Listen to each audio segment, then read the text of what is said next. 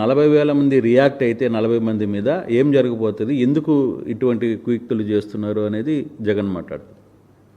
పొదిలి సంఘటన నేను అడుగుతున్నా, 40,000 మందిని మార్కెట్ యార్డ్కి తీసుకుపోతావు? ఎందుకు నువ్వు మొబిలైజ్ చేసావని అడుగుతాను. 40,000 మందిని నువ్వే చెప్తున్నావు, నేను 40,000 మంది వచ్చారని. ఎందుకు 40,000 మందిని మొబిలైజ్ చేసావు? ఫస్ట్ ఆన్సర్ దానికి చెప్పు.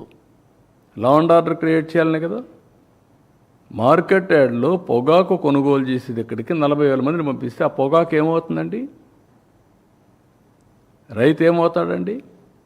అంటే నువ్వేం చేసినా జరిగిపోవాలన్నా? ఆర్గ్యుమెంట్కి కూడా జస్టిఫికేషన్ ఉండాలా, కనీసం ఇంగిత జ్ఞానం ఉండాలి. నేను ఎప్పుడూ మహాడకూడదు అనుకుని, ఇప్పుడు నేను మహాడకపోతే ఏమవుతుందంటే ప్రజలకు కూడా అర్థం కాదు ఇవన్నీ. I have to educate them. Educate చేయకపోతే ఇవన్నీ కూడా బుల్డోజ్ చేయాలనో, బెదిరించాలనో, బ్లాక్మెయిల్ చేయాలని చేస్తే మాత్రం కరెక్ట్ కాదు ఎవరైనా సరే. Law and order is the top priority for any government, and also law and order is the priority of a civilized society.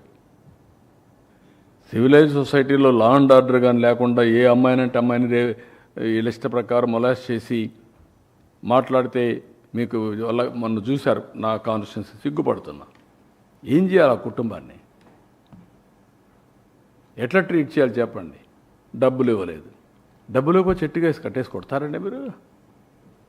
ఇలాంటి వాళ్ళు చూసి వాళ్ళు స్పిరిట్ తీసుకున్నారు, స్ఫూర్తి. Kuppam constituency never there was a problem. నిన్న మళ్ళా ఇంకొక కేసు, ఒక ముస్లిం ఇద్దరు కొట్టుకున్నారు, ఇద్దరు YSR Congress. They are becoming a పెద్ద సమస్య అవుతున్నారు సొసైటీకి. రాజకీయ సమస్య, సొసైటీకి ఒక సమస్య. వాళ్ళకేంటి హిస్టరీగా తయారైపోయారు. ఏం చేసినా జరిగిపోతున్న పరిస్థితికి వచ్చారు. ఈ మధ్యకాలంలో అమ్మాయిలపైన దాడులు చేయడం అన్నింటిలో వీళ్ళు ఉన్నారు. ఏమనాలి వెళ్ళి మాట్లాడితే రాజకీయం. సార్, నిన్న పరామర్శకి వెళ్తే ఇద్దరు చనిపోయారు. మళ్ళా పరామర్శ అంటూ లేదా మీటింగ్ అంటూ మళ్ళా పర్మిషన్ అడిగితే ఏం చేస్తారు సార్? మీరు రెండున్నాయి. Government is very clear, we want to regulate. ప్రజా చైతన్యం తప్ప వేరే మార్గం లేదు. ప్రజలు ఇలాంటి వాళ్ళ పట్ల అప్రమత్తంగా ఉండకపోతే నష్టం సమాజానికి. ఎవరికి రక్షణ ఉండదు, ఎవరికి లాభం ఉండదు.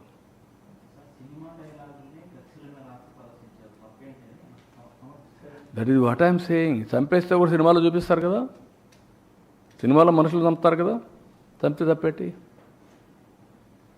మీరు చెప్పండి నాకు, నేను అడిగా క్వశ్చన్. అంటే ఇంక ఏంటి, నేను రేపు చేసినా చంపలేదు, తప్పలేదు, మా బాబాయిని లేపేసినా తప్పులేదు, నువ్వు అడగడానికి అంటే ఎక్కడికి పోతున్నా మనం? నేను ఏమైనా చేస్తా, మీరు ఎవరు అడగకూడదంటే దాన్ని ఏమనాలండి?